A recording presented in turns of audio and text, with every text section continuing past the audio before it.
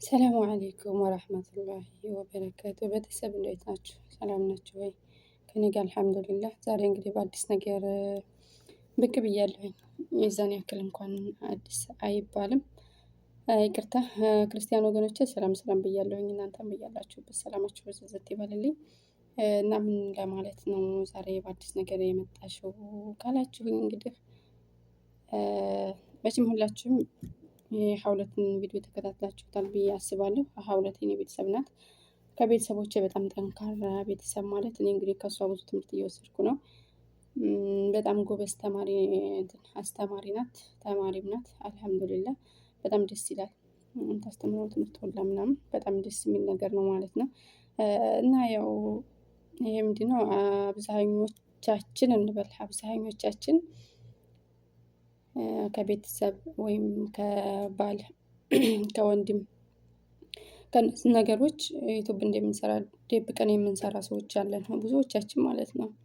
ብዙዎቻችን እንግዲህ ያው ፍቃድ ያልጠየቅናለን፣ እንግዲህ ፍቃድ የምንጠይቀውም የሌለንም ሰዎች አለን። ያኔ ብንሰራም ባንሰራም የዛን ያክል ስለኛ ግድ የማይሰጠውም ሰው አለን። እንደዚሁም ደግሞ ያኔ አውቀውባቸው ባሎቻቸው ከሰሙባቸው በኋላም ደግሞ ዴለትን ብለው ከደለቱ በኋላ በሌላ ኢሜል ከፍተው ደግሞ የምንሰራም አለን። እና ያው ሀውለት ቤተሰብ አያውቅም ነበር ዩቱብ እንደምትሰራ። ዩቱብ ስትሆን ቤተሰብ አያውቅም፣ ባልም አያውቅም። እንግዲህ እንደነገረችን ከሆነ ማንም አያውቅም። አብረን ሰብስክራይብ እናደርግ ምንድነው አብረን ሰፕራይዝ እናድርገው ብላ እንግዲህ ቪዲዮ ለመስራት ስትሄድ እንግዲህ ያላትን ሁላችሁም አይታችኋል። ደግሞ አንዳንድ ጊዜ ደግሞ አልሐምዱሊላህ አልኩኝ። ምክንያቱም እንግዲህ ያንን በምትነግረው ሰዓት አለመደብደቡም አለመደብደቡም እንደገና ደግሞ ስልኳንም ቀምቶም ደግሞ አለመስበሩ አስባችሁታል። ይሄንንም ደግሞ አልሐምዱሊላህ ያስብላል ማለት ነው። ያንን ስልኳን ቀምቶ በቃ ቢሰብርባትስ የሆነ ነገር ቢያደርግስ እንግዲህ ናላዋይህ ምናምን ብላ ስትለው ያልጠበቀችው ነገር ነው ሀውለቴ ገጠማት። እሱን ሰፕራይዝ አደርጋለሁ ብዬ ለራሴ ሰፕራይዝ ተደረኩኝ ብላለች ማለት ነው። እና ምን ልላችሁ ነው ያኔ ለምንድነው እንደዚህ የሚሆኑት ወንዶች? ለምንድነው እንደዚህ የሚሆኑት? እውነት ለመናገር ያኔ እኛ ምንድነው ጥፋታችን ማለት እንኳን አይደለም ዩቱብ በመስራትና ለአረብ ገረዲስ ሽጠውን የለ እንዴ? ቆይ ምንድነው ጥፋቱ? አይ አሁን እሱ እንደሚናገረው ከሆነ ትዳር ያፈርሳል ሲጀናጀሩ ምን ሲሉ ከልዬ እንደዚህ እኮ ትዳሯን ተፋርሳ አዲስ አበባ ሄዳ እዛው ቀርታለች ምናምን ነገር እያለ እንዳያችሁት ተሆነ እንግዲህ ሁለት ባለም ሲናገር ነበረ። እንደዛማ ለአንዳንዱ ሰው ትዳር ያፋርሳል፣ አንዳንዱም ደግሞ ጥሩ አድርገው ተጠቀሙበት ደግሞ ብዙ ነገር መማሪያ ይሆናል ማለት ነው። አላህ ተጠቃሚ ላደረገው ሰው ብዙዎች እያየናቸው ነው፣ ተጠቃሚ ሆነውበታል። ሲጀመር ደግሞ እዛም አይደርሰንም። ምክንያቱም አሁን ዩቱብ ህጉ በጣም እየጠበቀ ነው የመጣው። ህጉ በጣም እየጠበቀ ነው የመጣው። የሆነ ስህተት ታገኘ አያሳልፈንም። እንግዲህ እንደምታዩት እኔ በቅድም አንድ የሰው ቪዲዮ ሰርቼ ነበርና ለቀቄ ነበርና በዛ በቪዲዮ ላይቭ ላይ ሁኜ ነው እና የለቀኩት ኮፒራይት ያዘኝ ማለት ነው። ያው ኮፒራይቱም እንደምታዩት አያሳልፍም፣ በጣም እየከበደ ነው የመጣው። ከበዛ ደግሞ እስከ አንደኛውም ከዩቱብ ሊያባረረን ይችላል ማለት ነው። ስለዚህ ምንድነው ችግራቸው? ወንዶች ለምንድነው እንደዚህ የሚሆኑት? እውነት እኔ በቃ ሳስበው ነበር፣ አዳሬውን ሁሉ ምናምን ሳስበው ነበረ። እንዴት ይሄን ይላል? ለምን እንግዲህ በቃ እሷ ሰፕራይዝ አደርገዋለሁ ብላ ስትለው ለምንድነው ቪዲዮ የምትቀርጨው? መናገር ካለ ለምን አትነግሪኝም? እንዴት ይሄን እንደዚህ አይነት ስራ ትሰሪያለሽ? እያለ እንግዲህ ተበሳይቶ የሀውለት ባል አስጨቅጭቂ ብሎ ነው እንግዲህ ጥሏት የወጣው ማለት ነው። እሷም አጨቅጭቂኝ እያለች ተኋላ ተከትለው እየሮጠኝ ነበር ማለት ነው። በል እንግዲህ ስትስማማ ትመጣለህ ብላ በሯን ዘግታ ተመልሳለች ማለት ነው። ሀውለትም እውነት ለመናገር ያኔ በጣም ከባድ ነው የወንዶች ጸባይ። የብዙዎቹ ወንዶች ጸባይ በጣም አስቸጋሪ ነው። እኔ ደግሞ አንድ እንትን ያለኝ ነገር ስደት ስንመጣ አረብ ሀገር ስንመጣ እናትና አባታችን ቤት ነው እንደ ላኩን። እኛ እኮ በዚህ ቦታ ላይ እኮ ስንት ስቃይ ነው እኮ የምናሳልፈው። ግን ያኔ አልሐምዱሊላህ ደግሞ ከዚህም የባሰበት ብዙ ስላለ እናትና አባታችን ቤት ነው እንደ የሚልኩን ስንት ነገር አለው። ኧረ እስኪ በጣም ለወሬ እንኳን የማያመች ነገር እኮ ብዙ ስቃይ እኮ አለ በሰው ሀገር ላይ በሰው ቤት ላይ ግን ይሄንን ነው ይሄ ቅናት ምናምን የሚባል ነገር ለስደት ሲባል ፍቃድ ያወጣ እንዴ? እኛ ሳንሰማ ለስደት ሲባል ፍቃድ ያወጡ ነው ወይንስ እንዴት ነው? አንድ አገራችን ላይ ስራ እንስራ ስንላቸው እኔ እንጃ ለምን እንደሆነ አላውቅም፣ አይፈቅዱም። በቤታችን ሆነን የሆነ ስራ እንስራ ስለንላቸው ስራ አይፈቅዱም። አረብ ሀገር ስንላቸው ግን ፈቃደኛ ናቸው።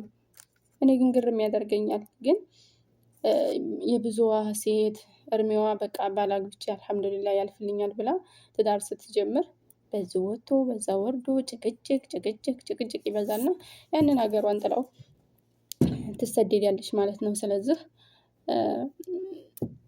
ስደትን ትመርጣለች ልጇን ሳታሳድግ ምን ሳትል በቃ ብቻ በጣም ከባድ ነው። ምን እንደምላችሁ አላውቅም። የወለዳችሁ መቼም የልጅ ናፍቆት ታውቁታላችሁ። እኔ በነገራችን ላይ በአሁን ሰዓት ማለት ነው እኔ አግብቼ ስወልድ ሳገባ የምንም የስደት የመሄድ ምንም ፍላጎት አልነበረኝም። ግን ሁሉም ነገር ካልጠበቅኩት በላይ ነበረ። ምንም ነገር እንደጠበቅኩት አልነበረም። ግን አልሐምዱሊላህ ለጡት መንጠፍ እንኳን ያልደረሰ ልጅ ትቼው ስመጣ የእውነት በጣም ነው የሚያመኝ ዛሬ ድረስ ማለት ነው። እናትና አባት እኛ እነሱን በመጦሪያችን እነሱ እኛን እየጦሩ ነው ያሉት። የእኛ ልጆች ተሸክመው ነው ያሉት። ምንም ያህል ገንዘብ ብንሰጣቸው ምንም ያህል ብናደርግላቸው ጭራሽ እነሱ ለኛ የዋሉትን ውለታ አጠገብ አይደርስም የኛ ማለት ነው። ቢሆንም ደግሞ እኛ ተቀይረንና እኛ ሰው ሆነን ሲያዩ የእነሱ ደስታ ደግሞ ከዛ በላይ ነው። ምክንያቱም ለኛ ነው እነሱ እየኖሩ ያሉት እና ማለት ነው። እና እኛ ሀገራችን ላይ ስራ ሰርተን እንቀየር ስንላቸው ምንም እንትን በቃ ስራ አይመስላቸውም። በጣም ከባድ ነው። ስንወጣ ደግሞ በቃ እንዴት ደስተኛ ይሆናሉ? ለምን አረብ ሀገር ምን አለ? አረብ ሀገር ስንመጣ እማን ቤት እንደምንወርቅ ቆይ ልጄን አደራ ወይንም ሚስቴን አደራ ወይም እህቴን አደራ ብሎ ነው እንዴት አልከን የመጣ ነው እዚህ። እኔ አልሐምዱሊላህ ምክንያቱም እኔ ከስንት ዱዓ በኋላ አልሐምዱሊላህ ዱዓ ነውና ያለሁበት ቤት በጣም ደስ የሚል ነው። ለማንኛውም ሴት፣ ለማንኛውም ስደተኛ፣ ለማንኛውም የመዳም ቅመም እንዲደርሳቸው ምኞቴ ነው እውነት ለመናገር ማለት ነው። እኔ ያለሁበትን ቤት ምክንያቱም በጣም ተከብሬ ነው ያለሁት። ማካበድ አይደለም እውነት ነው ማካበድ አይደለም። በጣም ደስ የሚል ነው። ያን ቤት ውስጥ ወንድ ልጆች በእርግጥ የሉም። እንግዲህ አስባችሁታል። ያው የሉም ግን ይመጣሉ የሆነ ሰዓት ላይ በቃ ዙሁር ላይ ይመጣሉ፣ አሱር ላይ ይመጣሉ። ቢሆንም ግን ቢያንስ እኔ ስራዬን ጨርሼ ስወጣ ወይም ደግሞ እነሱ የሚፈልጉትን ነገር አድርገው ሲወጡ ነው የምጠራው እዛ ቦታ ላይ ማለት ነው። ስራም ሄድ ወይም ደግሞ ስራም ካለ እነሱ ለሉበት ቦታ ነው እኔ ስራ ስር የምባለው። ደግሞ ብሎም ደግሞ የሆነ ስራ ገጥሞ እንኳን ማለት ነው የሆነ ስራ እንኳን ገጥሞ እንደው መንገድ ላይ ተገናኘን ነው የምላችሁ። አላህ ነው ሻሂዴ በእንትን ላይ በደረጁ ላይ ስንረማመድ እንኳን እዛ ደረጃ ላይ ከተገናኘ ምልስ ነው የሚሉት እነሱ። ተመልሰው እኔ ስወርድ ነው እነሱ ተመልሰው የሚመጡት ማለት ነው። እና በጣም ደስ የሚል ነው። በእኔ ደግሞ ተቃራኒ ደግሞ አንድ እህታችን የምትሰራበት ቤት አለች። ለወሬም የሚያስጠላ በቃ እኔ እንጃ ምን እንደምላችሁ አላውቅም። እያለቀሰች አገሯ ትገባ እንዴት አድርጋ አንድ ነገር ሳይያዝ እንዴት አድርጋ በቃ ልነግራችሁ አልችልም። ምን አይነት እንደው ዱዓ የማደርገው አለች ሴትዮይቱ ከቤት እንዲያትወጣብኝ ዱዓ አደርጋለሁኝ አለች። እንግዲህ ልጆቹም ሳይሆኑ ከሰውየው ጋር ያላገበው ማለት ነው። ስለዚህ ምን አይነት ስቃይ እያሳለፈች እንደሆነ ስትነግረኝ እኔ እውነት በቃ ሰውየው እንግዲህ ይሁን ያልኳት እኔ በራሴ ማለት ነው የእውነት እንግዲህ ይሁን ያልኳት በቃ እጅሽን ስጪ ነው ያልኳት። እስተዚህ የሚያደርስ ፈተና እራሱ አለ። አስባችሁታል? ግን ዩቲዩብ ላይ መስራት ምንድነው ጥፋቱ? ምንድነው ያጠፋነው? እኛ ምንድነው ያጠፋነው? እየተጀናጀኑ ምናምን ሲል ነበር። የሀውለት ባል እንግዲህ ሀውለትም ካልጠበቀችው በላይ ነው እንግዲህ የገጠማት ማለት ነው። በጣም ያኔ ከባድ ነው። ብቻ ሌሎቻችንስ እንዴት ነን? እንግዲህ ከታወቀባቸውም በኋላ ተናግረውም ላይክ አርግ ሰብስክራይብ አርግ ብላም ደግሞ የላከችለትም ይሄ ነው እንደ ለካ ስራሽ ካለም በኋላ ደግሞ ብዙዎችን አዘግተዋል። ወንዶች ያው እንግዲህ ያዘጉምናሉ እያናቃለን። እንግዲህ ደግሞ ቀይረውም የሚሰሩ ልጆች አሉ። እንደዚሁም ደግሞ ለምነው የተፈቀደላቸው አሉ። እሱ ብሎ ተለማኝ ደግሞ አጀብ እኮ ነው። እሱ ብሎ ተለማኝ ማለት ነው። እየሰራች ነው ያለችው። የሚሰሩ ልጆች አሉ ማለት ተፈቅደውም የሚሰሩ ልጆች አሉ። በነገራችን ላይ ግን አንዳንዶቻችን ደግሞ የትም ወደቃችሁ ተብለን የማንጠየቃለን። ለምንድን ነው የምትሰሪው ተብለን ማለት ነው። ብቻ በጣም ከባድ ነው። ያኔ አልሐምዱሊላህ ስለሁሉም ነገር እና ወንዶች ትንሽ አስተሳሰባችሁን ያስተካክሉልን። ፍትህ ላስተሳሰባችሁ። የእውነት ስደት ብቻ አይደለም አማራጭ። ገንዘቡን ከየት እንደምታመጡት አናውቅም። ስደት ስትልኩን ግን በምንዛሬ ሲገባ ይቀየራል መሰል አስተሳሰባቸው ምናምን ማለት ነው። ብሩ በምንዛሬ ሲመጣ ይቀየራል መሰለኝ። እንግዲህ ያው ሀውለትዬም እንግዲህ እንደ ማንኛውም እንግዲህ ለመጥመጥ ቀለስለስ ምናምን በይና ያው መቼም እንግዲህ ምን እንደምልሽ አላውቅም። ለምኘው አስለምኘው ብዙ ለፍተሽበታል። አመት ሙሉ ተቃጥለሽበታል። በዛም ደግሞ አልሐምዱሊላህ ደስ የሚል ነገር መሆን ይሆነሻል። እንግዲህ የዶላሯን እንትን ከሞላሽ ወደ ተከፋይነት ትሄጃለሽ ማለት ነው። እኛም ካንቺ ብዙ ነገር እንጠብቃለን። ቀጥይበት።